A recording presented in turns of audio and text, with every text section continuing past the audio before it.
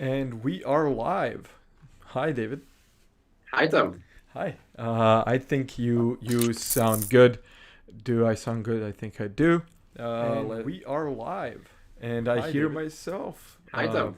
Hi. I okay. Hello, everybody, and welcome to our third live podcast for Indie Club. Today we have David Odier joining us. He's a friend of mine and a co-founder of Indie Club. So David is an amazing go-to-market guy that will take a startup to their millions and millions of dollars in revenue, right? And I don't want to tell my view of David because I will just tell everything that he's amazing. So I'm going to let David introduce himself. So David, go. Thanks for the kind word, Tom. Very nice. I think everybody will guess it, but I'm a French guy based in London. I know Tom through my previous career with Freelance Marketplace. About me, very briefly, I run a go-to-market consultancy through which I help companies maximize their market penetration from day one, work mainly with early-stage startups, but also SMBs who are looking for a growth boost and digitize their marketing strategies, and also large corporations who are launching new products every day. That's a quick intro. Quick intro on me. It was very quick. Okay, so you mentioned that you are now in London. Can you tell me a little bit more? Why did you move to London? Yeah. So I came here almost 2 years ago now through my previous company. I was in charge of the international development of freelance marketplace. Originally created in France, we had massive ambition to become the European leaders by the end of this year, actually. And through this job, we really try to identify which markets, which countries were the most promising on the freelance landscape. And we decided that the UK, and more specifically London, was the place for us to go because almost 25% of the workforce was freelance at the time. I'm sure that number has increased since then. And that's why I decided to come. We decided to open an office in London, in central London, to localize our operations. So I came here and built a team of 5 people to kickstart our growth in the UK. Since then, I left this company, but decided to stay in London nonetheless. Okay, so this company was successful and then you quit. Yeah. Why? Why did you quit? What happened? Mm. For many different reasons. I think we were a very ambitious startup.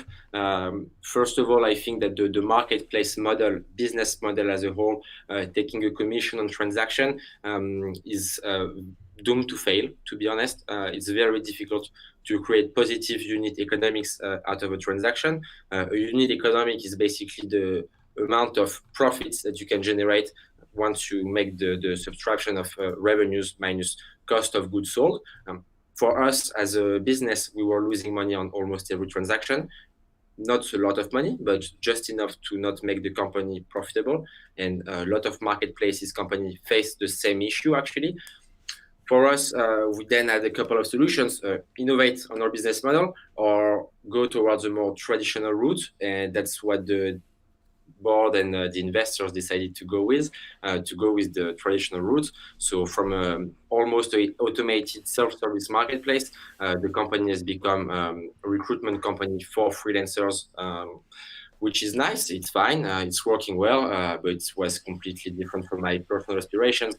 And I was also trying to fight the current way that recruitment is being done. So I wasn't comfortable just continuing on that path. Okay. What do you think, like, what is wrong with recruitment at the moment?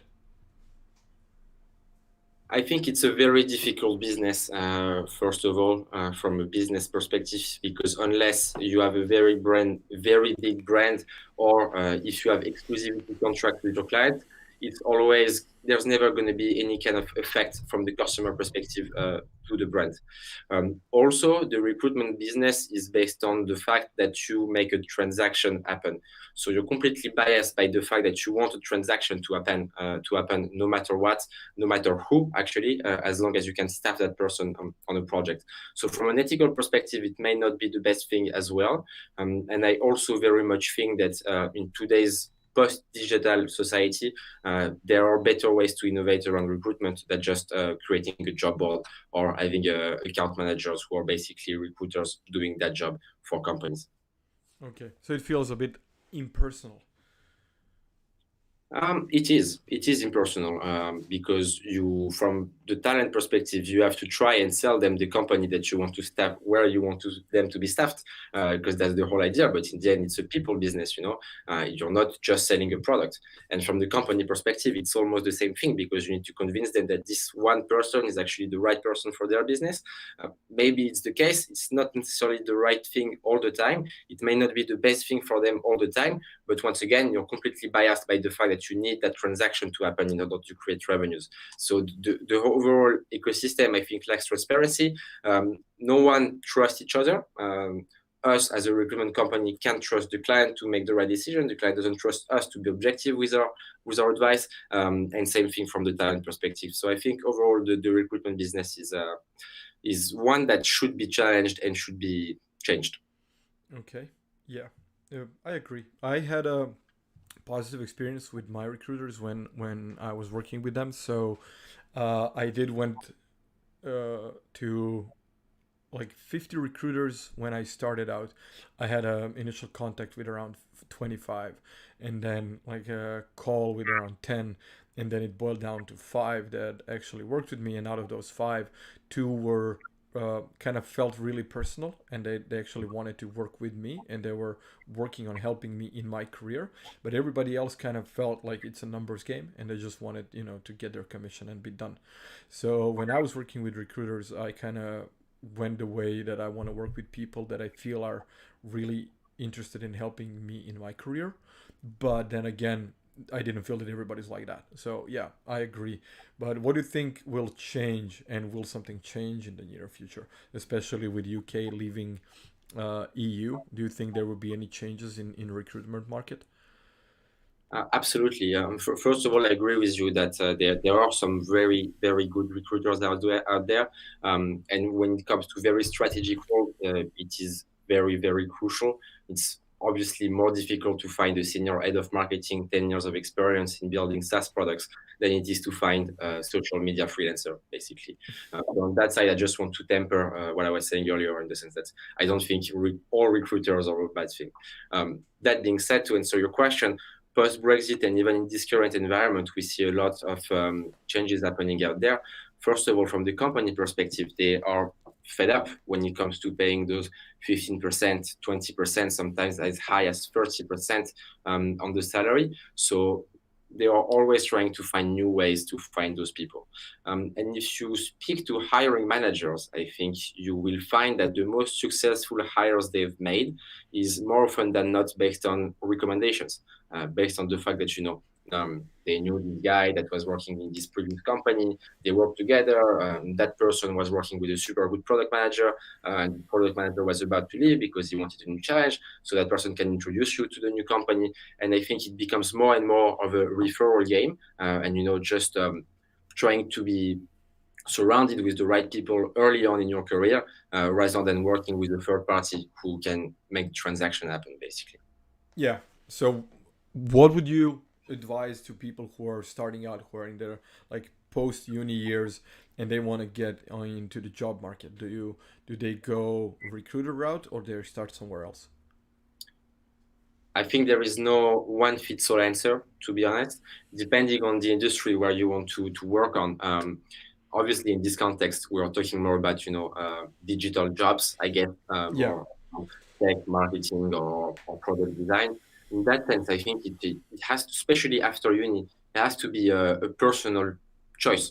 You need to be able to say, this is what I want to do. I would like to work for this type of company that is solving this kind of problem or is doing this for the business world, and try to work with those companies. I think in the early years of your careers, you really need to be passionate about what you do.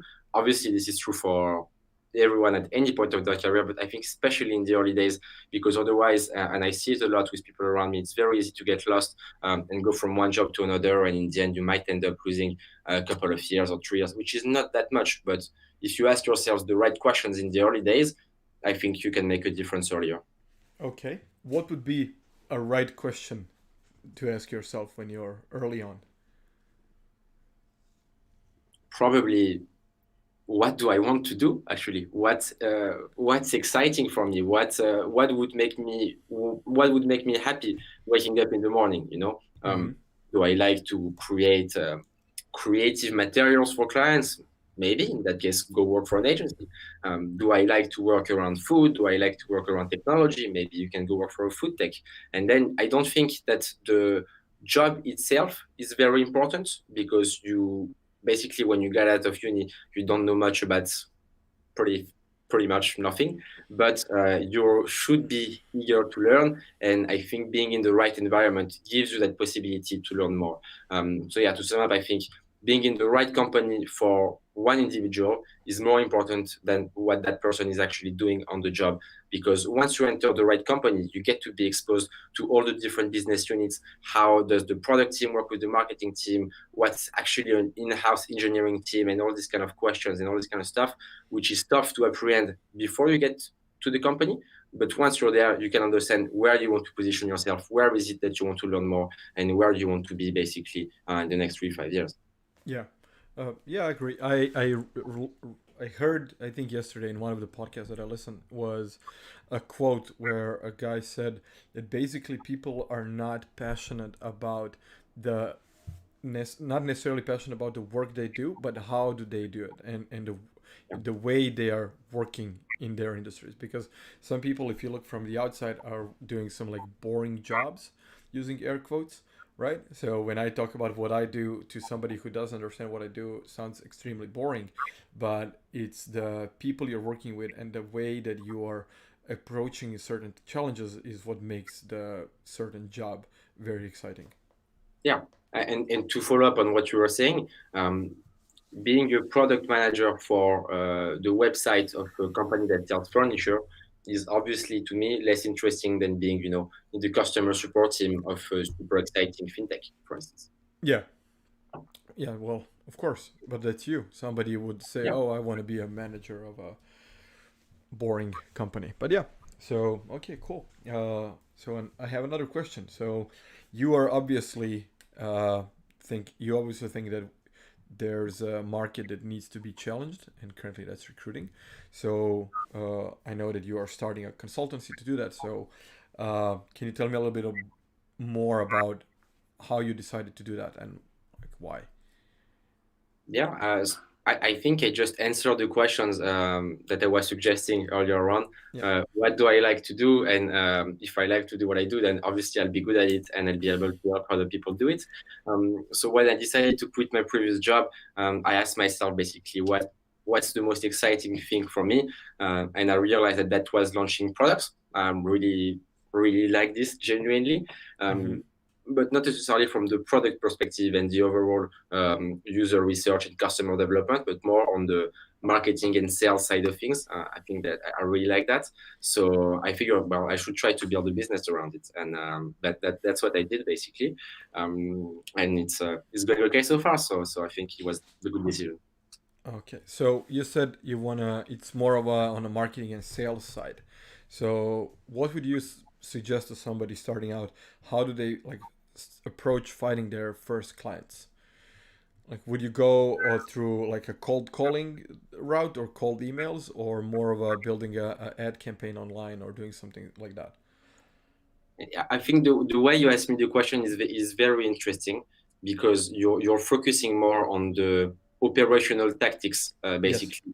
How do I get to those people? But Yeah. the How? question, who are those people? Mm-hmm. That's the first question I ask my clients or potential clients. Do you actually know who you want to sell your product to? Do you actually know who is going to be the type of customers that are going to benefit the most from your product? And more often than not, they are not really sure about the answer. So first of all, sorting this out is the most important thing. Once you sort out who you need to speak to, how do you speak to those people, and what's the actual challenge and problem that you're solving from them, and what's the outcome that you create for those people, that's when you can come up with the tactics. And sometimes it can be cold calling, it can be cold emails, it can be ads. It really depends on the case and on the necessity of volume as well. If you're selling a very high-end product for enterprise clients, for instance, at, let's take a random example at 10K per unit, you don't have the same tactic as if you were making £2 per unit, basically. So all of that kind of stuff have to come into account as well. And I think, once again, there's no one fits all solution or tactic. Okay. So when you start working with clients, do you basically answer their questions for them, or do you actually make them do it on their own, like to define it? I work with them to answer those questions because, that would be very pretentious to arrive and to say, this is what you need to do, or that would be very weird if they hire a third party so that the third party tells them what to do. So it's more of a common job and we all work together to answer those questions. More often than not, if you're launching your own startup, your own product, you've spent months, sometimes years, thinking about your product. You know it from end to end. Sometimes just like the customer perspective, and that's where I come in. And usually I behave with the client as if I was a prospective customer. How would you approach me? What's your angle? Are you really solving something for me, or do you think it would be just nice for me to have such things? So we would do a couple of workshops to get started, and then we can come up with a strategy and the associated tactics to get things done. Did you ever found that like people have a very wrong ideas or misconceptions about who their customer actually is? Yeah, very much. Yeah. And then what happens? Like, how do they shift from, I think this is my customer, to actually retargeting somebody else? So especially in the early days of a company, nothing is fixed, and you need to be open-minded enough to be comfortable to say my assumption was wrong, and you have to be able to test that assumption very quickly. So to take your examples again, if we think that there might be 3 different types of audiences who could respond to the product, well, let's try to market the product to 3 different audiences in the very short term over a 2-month cycle. Let's see what are the results, and it's almost sure that there will be one clear winner and one clear loser. And after that market test of a couple of months, well, you obviously know that you want to focus on the winner one and drop out the loser, and you focus all of your marketing messages, your website, your positioning around the winner, because that's where you're going to drive the most value, especially in the early days. And to follow up on that, I think a lot of mistakes that early stage founders do is that they want to do too many things at once. Sometimes they're really passionate about their product. They think the product can solve a problem for everybody. I hear a lot this sentence, which drives me nuts, and it's anybody could be a customer. That's actually the worst thing you could say as an early stage startup founder. You have limited resources, you have a limited team, you have a timeline, because more often than not, you're not revenue generating. So you're much better off focusing on one clear market segment rather than trying to go after the world, especially in the early days. Yeah. Okay. That makes sense. Yeah. Cool. Okay. I'm going to stop with the sales for now. Let's move on. I have tons of different questions. I know that you were in Brazil recently. Yeah. So did you work while you're traveling? Yes, I had to work while I was traveling. You had to work. Okay. But when you travel, do you try to like shut down work and just travel, or do you combine the two? Until today, I always try to be able to shut down the computer and not to even take the computer with me when I travel, because I like to have, a very binary life. Either I work or I don't. That's kind of my mentality. But sometimes, the circumstances make you work, and when you have to work, well, you just get things done, basically. In an ideal world, I would like to be able to just travel when I travel and work when I work, basically. What about you? What's your framework? Well, I'm asking because our first guest had a completely different mindset. Well, basically, it's always working, never taking the time off. You're basically always available, but it kind of allows you to travel, and then while you're traveling, you can kind of pause for a couple hours and then work and then continue where you left off, which is again, I think the opposite side of the same coin. When I try to, depends on if I'm traveling alone, then I can work. I bring my laptop with me. It's not a problem to, you know, early in the morning or late in the evening just to sit down and work. But if I travel with my wife, in that case, I like to leave equipment behind and just, enjoy the vacation. Yeah. But everything depends on what is the nature of travel. Well, the last couple of years, it's when it's like a conference or something, then it's kind of it's work anyway. So why not bringing my laptop? But just like for example, this weekend, I was in Amsterdam and I didn't take my laptop with me or nothing. It was just like 4 days with the guys having fun, blah blah blah. And then on Monday, I was flying back early in the morning. I woke up at 6 a.m. And I read an SMS that my flight was canceled. So, flight got canceled. I went to the airport anyway just to try to catch some other flight. My next flight that I was booked on got canceled also, and it took me a lot of time to rebook my flight, and it was just pain in the ass doing that with a phone. And if I had my laptop, I would be like this was like the first time this year I went somewhere without my laptop and I needed it, and I was just like I was kind of mad. But I managed to rebook to a different ticket, and then the third flight that I was supposed to be on got delayed, and then I would miss the connection, so I would come to London like one day after.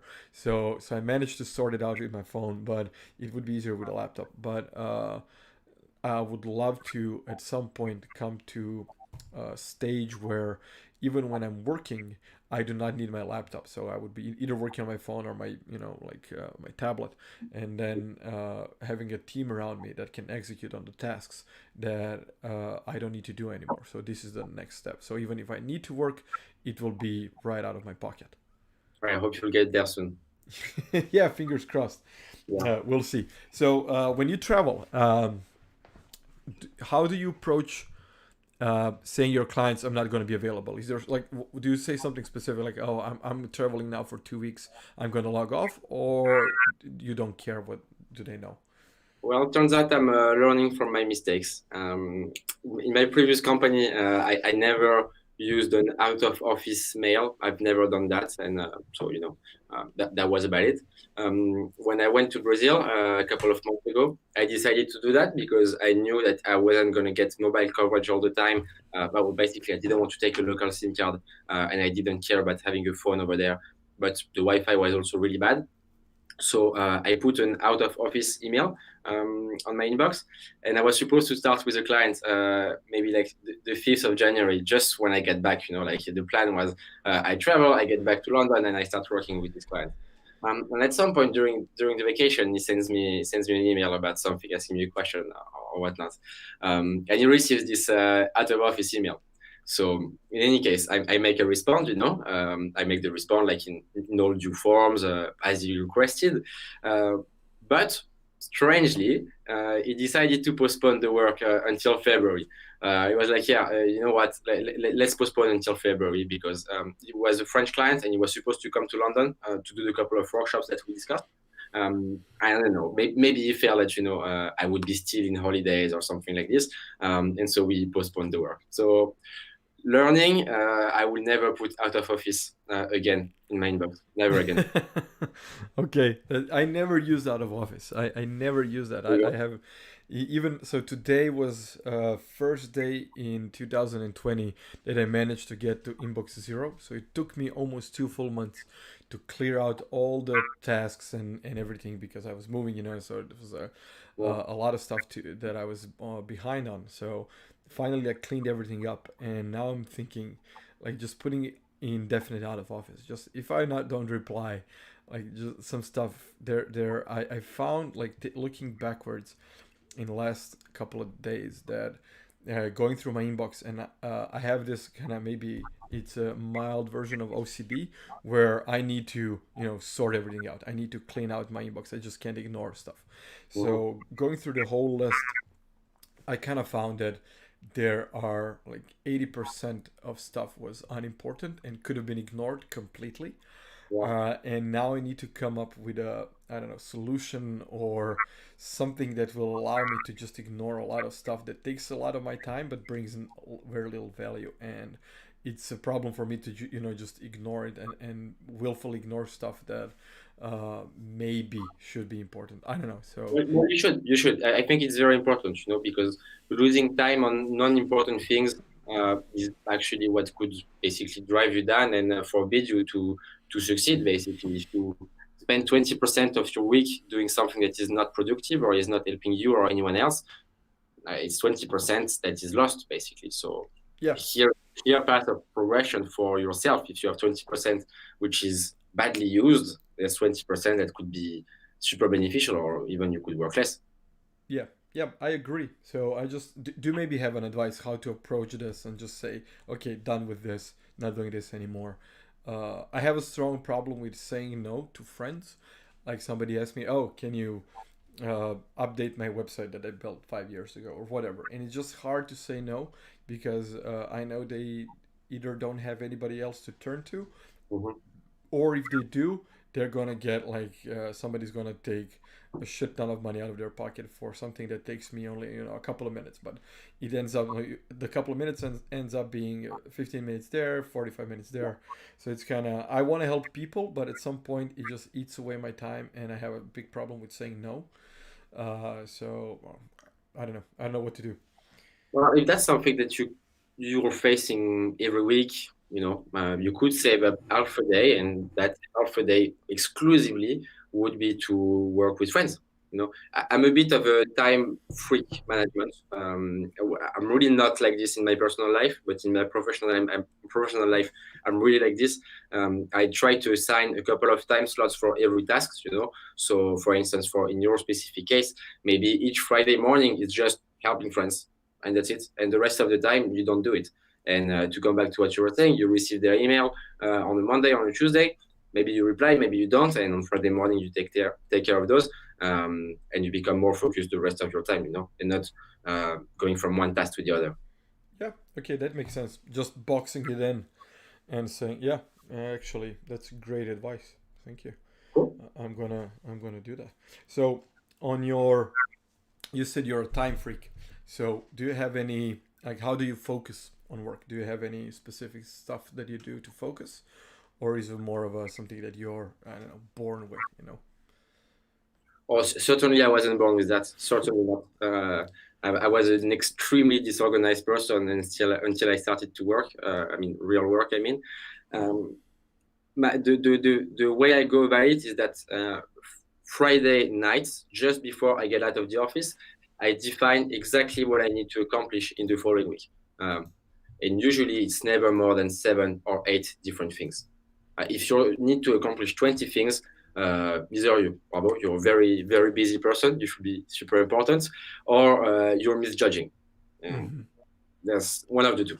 So being extremely focused about the 10 tasks that you need to accomplish in one week, that would be the first thing that I do every Friday night before I go on the weekend.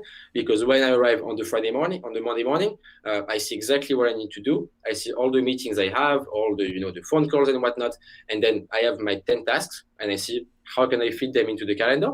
And then for instance, if I have some client work to do, I'm just going to say, okay, that morning, just for these clients, and that's it, nothing else. How do you prioritize? I have the chance to run a small business, so I don't. It's very easy for me to to prioritize with regards to my task. Client stuff, getting more clients, and then if I have some time, I work on my company. So that's my 3 levels basically: existing clients, prospective clients, my company. Mm-hmm. Okay, that makes sense. So I know that you're automation freak and you like to automate as much as you can. So how do you approach defining the process that you want to automate? It starts with an actual business problem for myself or for my clients. What's taking you so much time?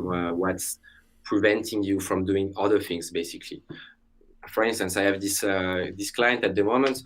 It's a real estate company in the co-working space, sorry, and they are struggling with maintenance requests. So something really simple. I just told them, well, we're actually just going to design a very simple landing page. We're not going to design anything about it. We're just going to use a template. We're going to embed a type form into it, and then you're going to receive your request automatically onto your inbox. Because until that point, they were just receiving one email after the other and, just redirecting it to the right person each time. It was taking ages. So that kind of small stuff can work, You understand what's the business problem and then see how can you optimize the whole process. I think automation is just about making process better. I don't think everything should be automated. Of course. Okay. So yeah, makes sense. What would be like your daily tools then that you would use? Like if I now put a gun to your head and say you need to keep only 3 tools, like what would be your daily primary tools that you use?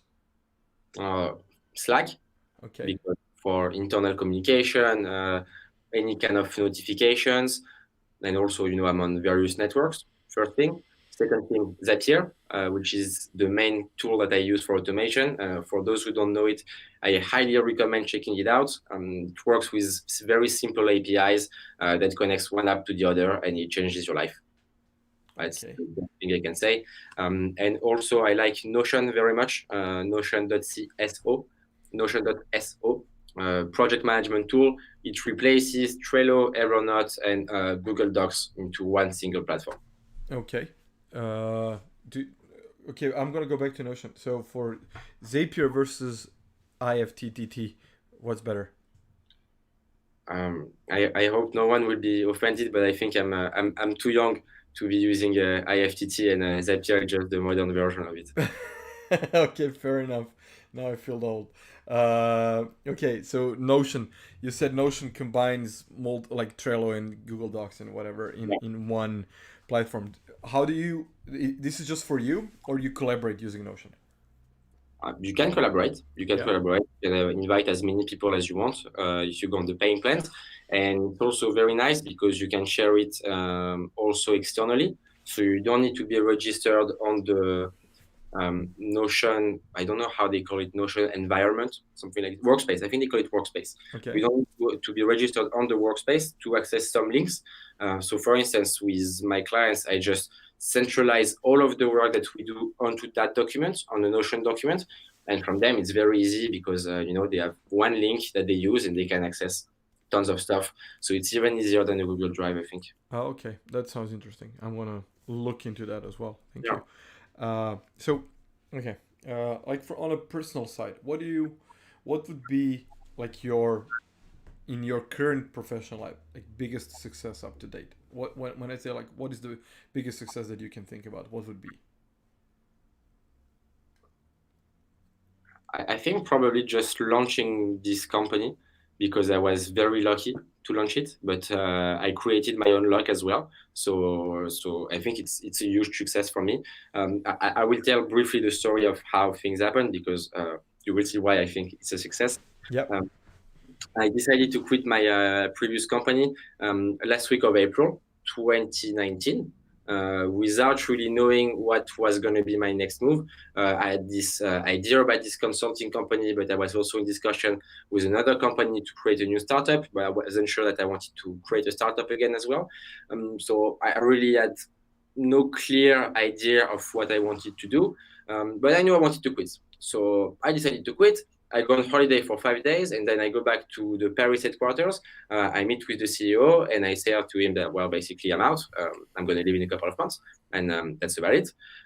Turns out that in that week, which, by the way, I didn't take my computer in that week of travel. Okay. That's still very true. I come back to the office, and I see that I receive like a CEO of a startup is contacting me to lead their growth. And I see that there's another guy who contacted me directly saying, look, David, I know what you've been doing with Crème de la Crème. I like the work that you've done, and I'm actually looking for some marketing advice. Would you be willing to help? And I said, of course. At that time, I was about to quit my job on the same day that I see this message. So that's why I'm very lucky. So I meet the guy, we talk, I understand his business, his challenges, what he needs to accomplish and everything. And at the end of the conversation, I tell him, well, by the way, I just quit my job and I'm starting a marketing consultancy. Would you be interested in us having that conversation? And he said to me, this is exactly what I need. Okay. So yeah, that feels a little bit lucky, but I always I will always say that there's no luck. Everything you need to work on everything to get where you want to be, right? So I don't believe in luck, but Yeah, there's like an element of chance yeah. to this. But even if that didn't happen, you would find another client, I'm sure. Maybe I would have, but that's how it happened. And Yeah, the thing is, I say he told me this is what I need, but it took 2 3 weeks to close the deal, come up with the overall scope, find the right agreement, in terms of pricing or whatnot. Like it's not an easy process. But basically, at the end of this meeting, he told me, "Yes, I would like to work with you." And hmm, so I knew that if I could convince someone to potentially work with me, if I had done it once, I could do it again, of and that's course. how I work with the company. So how do you, now that you mentioned it, like, how do you negotiate pricing? Like, what is your, do you have any advice to somebody who wants to price their own services? Yeah, um, I don't negotiate, to be Okay. honest. I don't have a fixed pricing for everybody. Depending on the company, they don't have the same budget, they don't have the same expectations of your price. But once I send the price, that's the final price. We can Mm-hmm. discuss the scope of the work, but the price is the price. I think negotiating on your price and downsizing your price is not actually serving you because you're undervaluing yourself and undervaluing the work that you're doing for those people. So yeah, I don't negotiate on price. So you have a price that you want to achieve.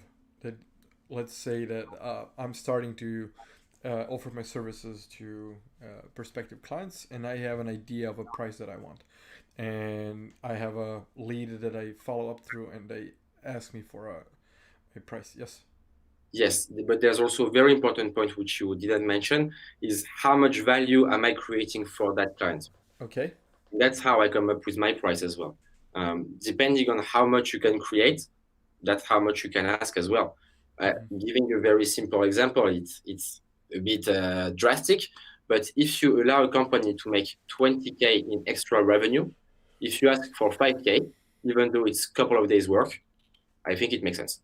Okay. I'm not saying that I managed to sell in the past 2 days for 5K. That's not the case, but just to take this very uh, concrete examples with numbers. So if you understand that for a client, if you work on this project with him, you're going to be able to create this amount of value.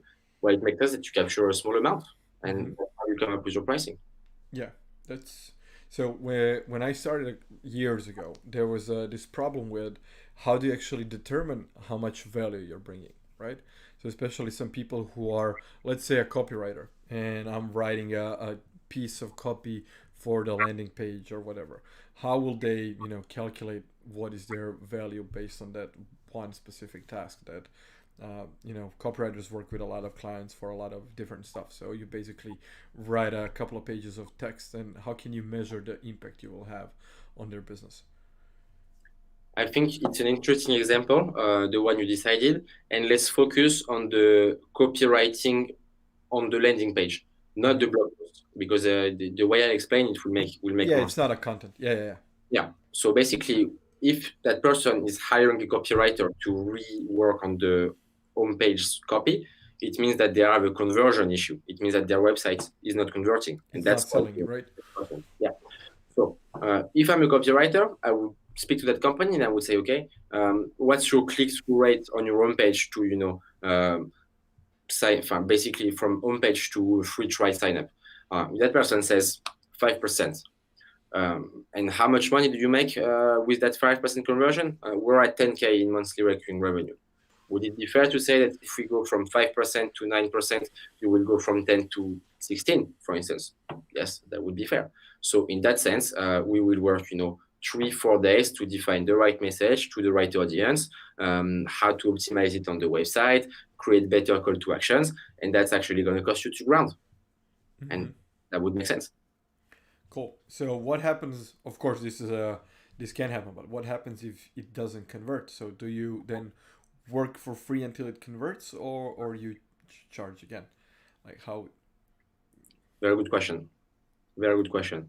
I think the optimum thing, if you really want to work on value-based pricing, is to start with a relatively small fixed fee, which allows you, to hedge your risk in case you don't deliver on what you think you will deliver, because it's still out of your control. Sometimes you are confident that you can get those numbers up, but it's not necessarily up to you. It's about the potential clients as well. So I think, yeah, having a fixed base and then potentially, a percentage on, depending on how much that number is increasing, I think that would make sense. Mm-hmm. Yeah. Yeah. Yeah. Okay, I agree. Cool. So I asked you about your biggest success. Can you tell me about your biggest failure?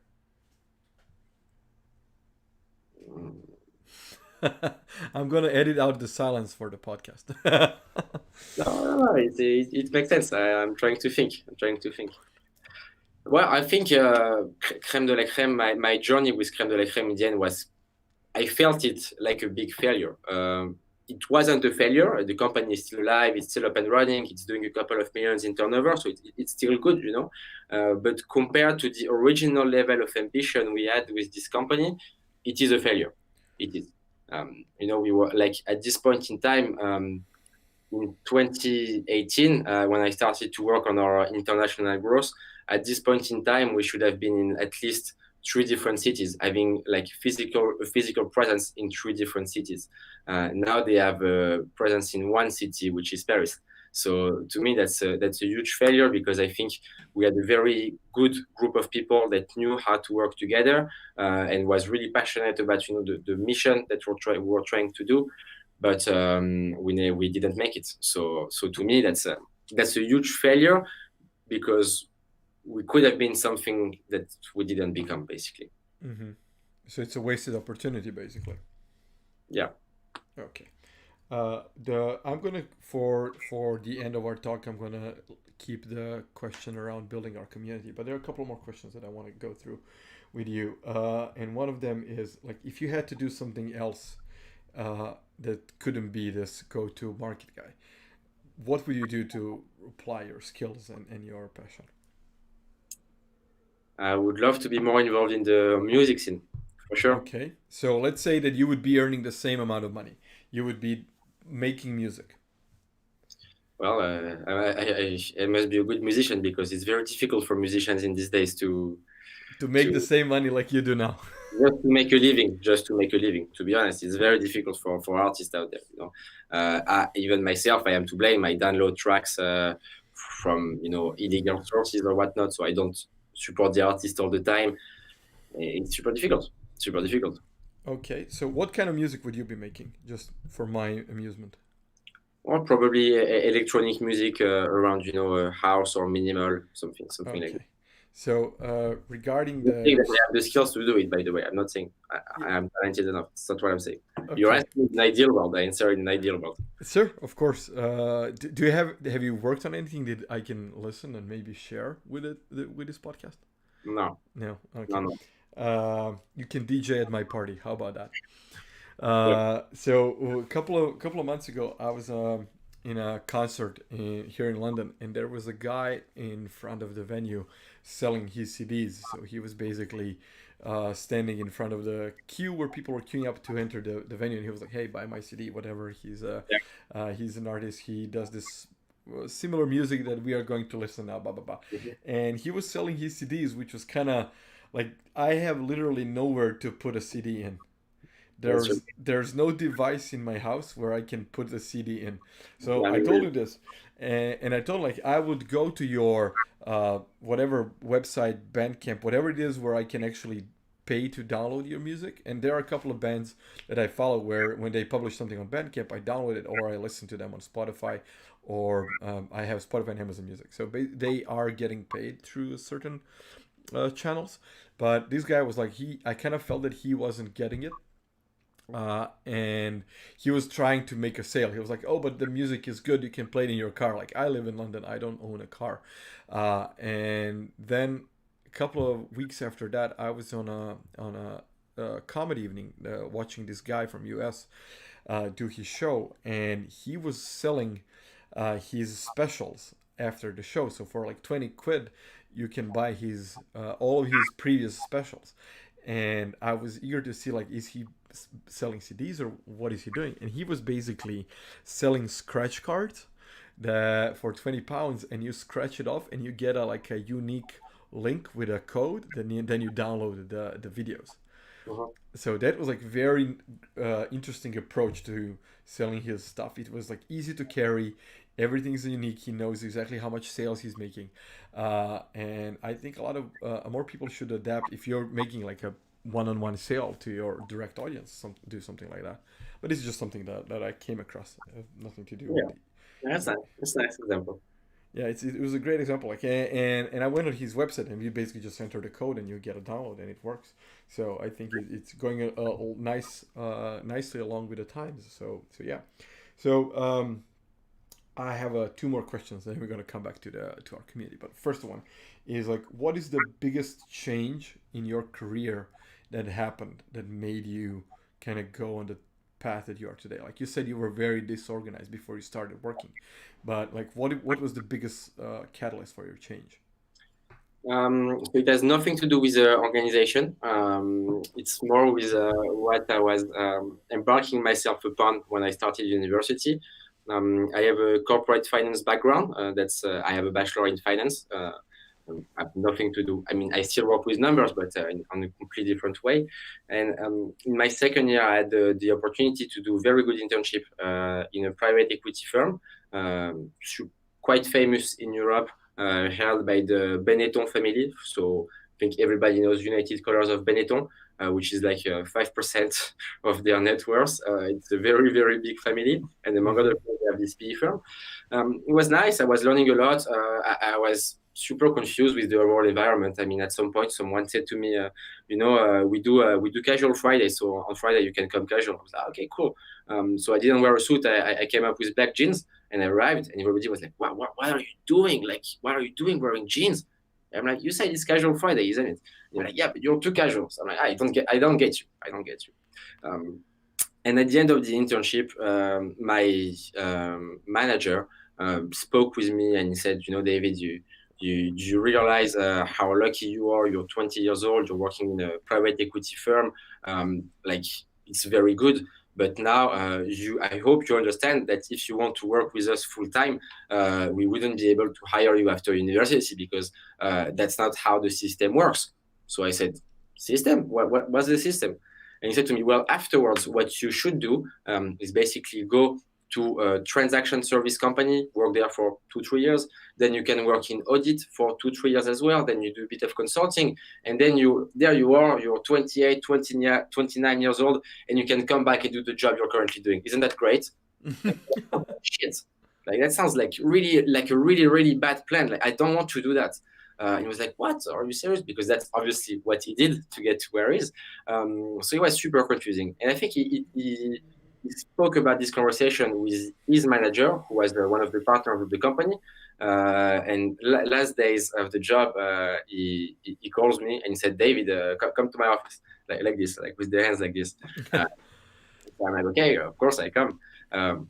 And so we get to talk, and he's like, look, we've been talking for a couple of months now. I kind of understand who you are as a human being, the way you think. Do you really think that this is your place? And I said, yeah, I like doing this work. I could do it again if I had the opportunity to do it next year, And he was like, yeah, but do you see yourself going on that path of those 8 years of consulting and audit and transaction services? And I said, I know, I'm never going to do that. And he told me, David, you're not meant for this corporate system. You shouldn't be doing this. This is not for you. You want too much freedom. You want too much independence. You speak too much about your ideas, and you shouldn't in this environment. That's not how it works. And so basically, he was telling me that I should look for my way. And actually, he was telling me this as a friend, not because I was doing a bad job, but because he understood that I should be doing other things, basically. So that was the catalyst for me. That was the catalyst. For sure. That was a great advice. So okay, that was the great. What would be the worst advice you ever got? The worst advice I ever got? Yeah. Okay. That's a funny one. Let me think for a second, because I receive a lot of bad advice as well. So, let me think about the most. The worst advice I've had. Mm, well, I will go with an easy one, but it's still a very, very bad advice. A lot of marketing managers or startup founders in France that I was speaking to when I was in charge of the international growth at Crème de la Crème were telling me, "Oh, you'll do just fine in the UK. You're just going to do exactly like you did in France, and it's going to work." Well, that's completely wrong. I mean, going on international markets is much more complex than that, and you can't just replicate a strategy like this. And I didn't follow their advice, and I knew back then that it was the wrong thing to say, Mm-hmm. but it's like this. Okay. Yeah. Not as good as the positive advice. Sorry about that. No, it's fine. I wanted to know because one of my worst advices I ever got was to not quit my job and to stay where I am because I have it good enough. So like, oh, you have a good job. Why would you quit and do something risky? That is very good, and I've also received the same advice. But you see, I've made it go like this from one ear to the other and just get out. But you're actually completely right. I would go with the same thing as you. I'm copying your example. Okay. Well, I think it was from when you get advice from people who are, close to you, like not necessarily always parents or friends or whoever, but when people tell you not to do major risk or why would you quit a good job and risk it all for if you can fail? They're like trying to take care of you and to make sure you don't get hurt. But in doing so, basically they're kind of stopping your dreams to so you can do whatever you want to do. So it's kind of it feels like a good advice, but it ends up not being that good advice. And So to emphasize on your point, I think it's also very much due that in general, when someone gives you an advice, it's because they reflect on their personal experience or their personal life. More often than not, those people who tell you not to go ahead and create your company or not to launch your business or not to go freelance, it's more often than not people who are not freelance, self-employed, or business owners. And maybe they don't see themselves being able to do it, and because you're that close to them, they maybe not see yourself as being capable of doing such things. So I think you're absolutely right. Sometimes listening to your close friends or family may not be the best thing. yeah, yeah, I think you're right when you say they are. It's basically their advice is more of a reflection of them than anything else. So yeah, that makes complete sense. But okay, now that we mentioned your closest friends and family may not have the best interests at heart because they are not what you want to be, and you and me are now building this community around people that actually want to be self-employed, want to be entrepreneurs or whatever. They don't want to be working for somebody else 9 to 5. How do you actually no? Before I ask this question, like, uh, why did you decide to build a community for these type of people? Yeah.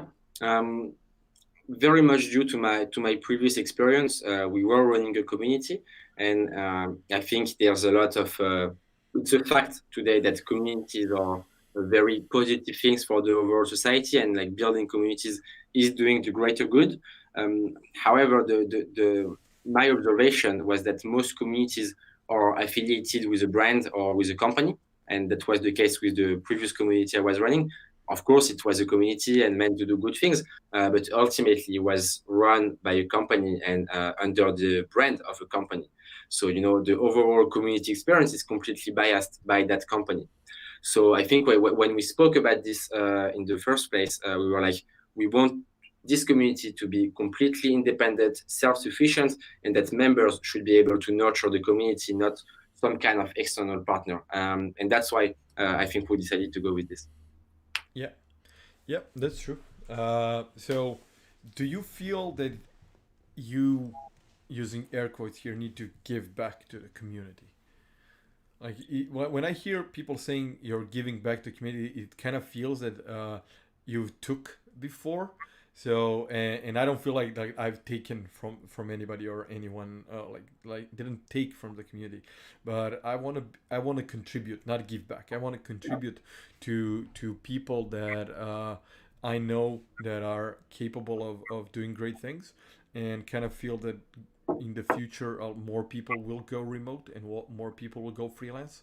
Yeah. People will not be location dependent, will not be necessarily working for single, single company, single employer. I don't think that will go away, but I think there will be more and more opportunity to kind of retailer your day to day and how you make money. Yeah, I agree with you 100%. And I think we thought it might be, or let's say, I want to use opportunity because I think that not many people were doing this at the time. I mean, not that we were aware of, to just genuinely create, a hub for people to be able to support each other. And as you said, I think, and as we were talking about before, the best person to receive an advice from is to receive it from someone who's been through such things. So creating this hub, this community of people who, went through similar challenges, have the same kind of experience, and can help each other. I think we believe that it was our responsibility to be able to create such a place if no one else was doing it, because basically we needed that ourselves. And that's how we came up with the idea. We needed such a place to be surrounded with people who went through the same process as us. Yeah, I think so. I don't know a lot of stuff, and there are people in our community that I've learned a lot from. You being one of them, of course, because I suck at sales and marketing, and just watching you work and share expertise helped me to learn a lot of stuff, and hopefully we can do this for other people as well. Yeah, I mean, and yeah, and other members from the community have helped me already, and it's good. And they didn't help me because they were expecting something in return, but they saw I was struggling and that they could help, and that they just did it genuinely, and we do the same thing. When you can provide genuine help, why not? Of course, if I can help, and Yeah. I'm sitting in my computer anyway, and somebody needs help, I'm gonna try and help them. There was one Slack channel I'm a member of was this couple of days ago. There was this lady that, yeah, she's a graphic designer, Yeah. and yeah, have you seen my what I did? Go So ahead. Go ahead. so the thing is, basically, she had a very she has a great portfolio of her work, some amazing work, but has trouble communicating with the clients, and she had the same problem that I had. That somebody else told me to solve it is basically when you're working for yourself, you do not solve the same problems that you will tell somebody else to solve. Like if you're communicating to your clients, when you're doing it for yourself, you just don't go through the best advice that you would tell somebody else. You just don't listen to yourself. And then she had a very busy portfolio, very busy CV, like forest of everything, but it shows nothing. It just wasn't communicating clearly. And then watching her work, I know that she can do it because everything that she did for her clients was exactly the opposite of what she was doing for herself. And it literally took me 5 minutes to help out. And I think she has a much better message now for her clients. So, and it took only 5 minutes, and along while doing that, I actually met somebody who can potentially I could work with in the future when I need somebody to do great graphic work because Perfect. yeah. Sounds like a good match. Yeah, it was okay. I think I went through all of my questions, and we've been at this for almost an hour now. So time Last really, yeah. last point, maybe. Last point.